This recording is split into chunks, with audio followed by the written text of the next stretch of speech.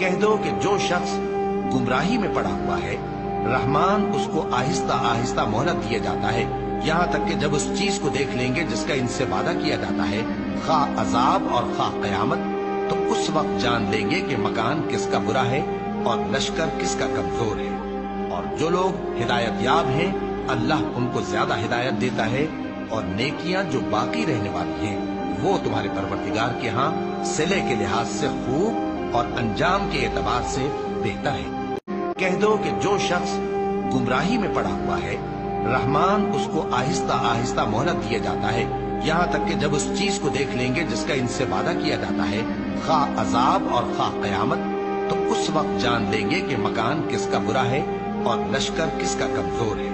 اور جو لوگ ہدایت یاب ہیں اللہ ان کو زیادہ ہدایت دیتا ہے، اور نیکیاں جو باقی رہنے والی ہیں وہ تمہارے پروردگار کے ہاں صلے کے لحاظ سے خوب اور انجام کے اعتبار سے بہتر ہے۔